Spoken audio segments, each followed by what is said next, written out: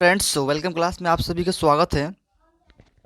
आज की जो पॉइंट होगा, मेन पॉइंट होगा, जो प्रश्न होगा, आज का प्रश्न होगा हम बीमार क्यों होते हैं। हम बीमार क्यों होते हैं, आज का यही प्रश्न होगा। तो यही देखेंगे कि हम बीमार क्यों होते हैं, इसके बारे में पूरा डिटेल्स देखेंगे। तो सबसे पहले देखते हैं पहला क्वेश्चन जो है। पहला क्वेश्चन क्या करे, अच्छे स्वास्थ्य की दो आवश्यक स्थितियां बताएं। तो अच्छे जो स्वस्थ रहने की दो स्थितियां बताएं। तो अच्छे स्वास्थ्य की दो स्थितियां निम्न है, यहाँ लिख देंगे निम्न है। जब हमें लिखवाएगा तो ऐसे लिख देंगे निम्न है। तो पहले बताएंगे पर्याप्त पोषण तथा संतुलित आहार। प्राप्त पोषण तथा संतुलित आहार, जो हम भोजन लेते हैं उसमें पोषण तौर पे पोषण जरूर होना चाहिए। और संतुलित आहार मतलब ये नहीं कि हम अभी से दाल चावल खाएं फिर उस पर जाकर पूरी खाएं। तो ये सब होता है, ये संतुलित आहार होता है। और नहीं तो अगर एक बार खाते हैं हम चावल दाल खा लिए, उसके बाद पूरी, उसके बाद ऐसे तेल वैसे फास्ट फूड भी जैसे हो जाता है, वो खाते हैं, वो सब हमारे स्वास्थ्य के हानिकारक होता है, स्वास्थ्य के लिए हानिकारक होता है। तो ऐसे नहीं करना है। दूसरा पॉइंट क्या कह रहा है, अच्छा सामाजिक परिवेश। अच्छा सामाजिक परिवेश, जब हम अच्छे सामाजिक परिवेश में रहेंगे यानी अच्छे सामाजिक में रहेंगे तो हम अपने मानसिक रूप से क्या होंगे, बीमार नहीं होंगे, यानी मन से मानसिक रूप से बीमार नहीं होंगे। आप सब सोच रहे होंगे कि ये सामाजिक परिवेश क्या होता है। सामाजिक परिवेश, जैसे कि हम समाज में रहते हैं तो हमें टेंशन यानी चिंता बनी रहती है कि कोई हमें ये ना कह दे, वो ना कह के चल जाए, तो उससे भी हम बीमार पड़ सकते हैं। टेंशन से भी, चिंता से भी बीमार हो सकते हैं। अब दूसरा पॉइंट क्या कह रहा है, दूसरा पॉइंट कह रहा है रोग मुक्त की कोई दो आवश्यक परिस्थितियां बताएं। जैसे कि ये कह रहा है रोग मुक्त यानी बीमारी से मुक्त होने के लिए दो दो दो आवश्यक बताएं, दो स्थिति बताएं, परिस्थितियां बताएं कि कब हम रोग मुक्त हो सकते हैं। तो पहली परिस्थिति देखिएगा, रोग मुक्त की कोई दो आवश्यक परिस्थितियां। तो पहला है व्यक्ति को संतुलित आहार लेना चाहिए। व्यक्ति को संतुलित आहार, जब हम टाइम टाइम से समय समय पे हमको जितना आवश्यकता है न्यूट्रिएंट्स यानी भोजन लेंगे, अगर बेस ज़्यादा लेते हैं तो जैसे उल्टी हमें दस्त की तरफ से आने लगती है, तो ये हमारी बीमारी होने की आवश्यकता। अब अगर है कि व्यक्तिगत तथा सामुदायिक स्वच्छता। व्यक्तिगत और सामुदायिक, व्यक्तिगत मतलब स्वयं, स्वयं हो गया, और सामुदायिक मतलब हो गया जो समूह में जितने भी व्यक्ति हमारे साथ दोस्त फ्रेंड्स रहते हैं उनकी स्वच्छता होना जरूरी है। तीसरा पॉइंट कह रहा है क्या उपरोक्त प्रश्नों के उत्तर एक जैसे अथवा भिन्न क्यों। तो इसमें देखेंगे कुछ हद तक उनके उत्तर एक जैसे हैं, क्योंकि यदि अच्छे स्वास्थ्य के लिए आवश्यक परिस्थितियों को बनाए रखा जाता है तो बीमारी पड़ने की संभावना अपने आपस कम हो जाएगी। लेकिन वही हम यह भी कह सकते हैं कि वे भिन्न भिन्न, क्योंकि अच्छे स्वास्थ्य का अर्थ है भौतिक, सामाजिक, मानसिक रूप से स्वस्थ होना, जबकि रोग मुक्त होने का अर्थ है किसी विशेष रोग को ग्रस्त होना।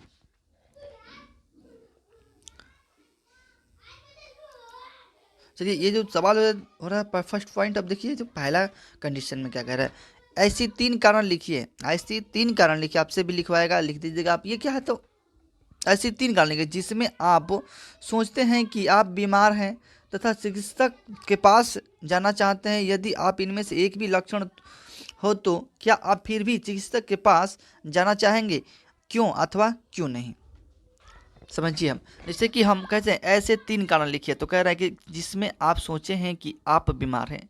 सोचते हैं ना, कभी कभी हमें लगता है कि हम बीमार हैं, तथा चिकित्सक के पास जाना चाहिए, तथा डॉक्टर के पास जाना चाहिए। ये पॉइंट कह रहा है यदि हम किसी एक भी लक्षण हो, हमें किसी एक भी लक्षण माने डॉक्टर के पास जाना चाहिए या हम बीमार हैं, दोनों में से एक लक्षण हो तो आप फिर भी चिकित्सक के पास जाना चाहेंगे अथवा नहीं। तो ये पॉइंट कह रहा है कि ऐसे तीन कारण हैं जिनके बीमार होने का लक्षण, सिर दर्द, खांसी, दस्त, तीन ये कारण हो गए।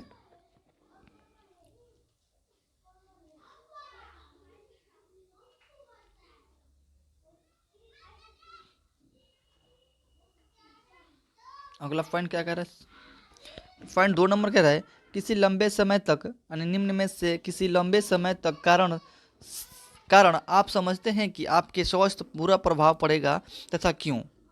कभी कभी देखिए हम अपने मन में सोचते हैं कि नहीं, मन में सोचते हैं लंबे समय तक रहने के कारण आप समझते हैं कि आप स्वास्थ्य पर बुरा प्रभाव पड़ेगा, क्यों। तो यदि आप पीलिया रोग से ग्रस्त हैं, यदि आप शरीर पर जू हैं, जू मतलब वही जो हम लोग आम भाषा पे जो हम लोग बाल में रहता है, यदि आप मुहासे से ग्रस्त है, मुहासे मतलब जो इसकी थोड़ा फुंसी उनसी टाइप का निकलता रहता है, तो पीलिया एक ऐसी बीमारी है जिसके लंबे समय तक रहने के कारण हमें स्वास्थ्य पर बुरा प्रभाव पड़ेगा। यदि एक दीर्घकालिक रोग है, यह लंबी अवधि तक रहता है। पीलिया तेजी से नहीं फैलता, लेकिन यह धीरे धीरे समय समय के साथ फैलता है।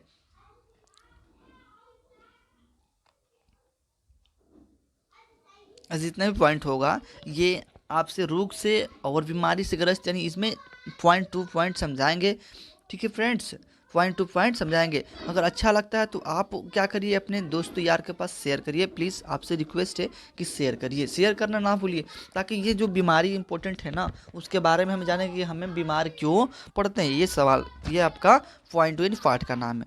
जब आप बीमार होते हैं तो आपको सुपाच्य तथा पोषण युक्त भोजन करने का परामर्श दी जाती है। जब देखते हैं, जब हम बीमार होते हैं तो कहते हैं कि पाचन यानी जो पच जाए भोजन उसको लीजिए, ये और पोषण युक्त लीजिए, यानी न्यूट्रिएंट यानी प्रोटीन वाला भोजन लीजिए, ये परामर्श दी जाती है। तो जब हम बीमार होते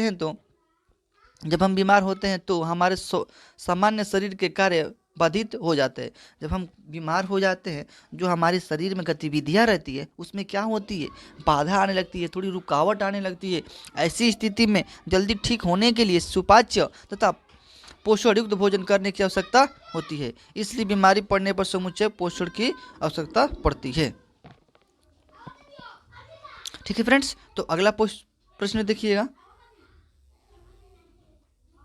अगला प्रश्न देखिएगा, संक्रामक रोग फैलने की विभिन्न विधियाँ कौन कौन सी है। तो संक्रामक रोग फैलने की विभिन्न विधियाँ, संक्रामक रोग होता है विभिन्न विधियाँ, तो हवा द्वारा, तो ऐसे रोगों सूक्ष्म जीव मनुष्य हवा में छींकने, खांसने, बात करने के द्वारा फैलते हैं।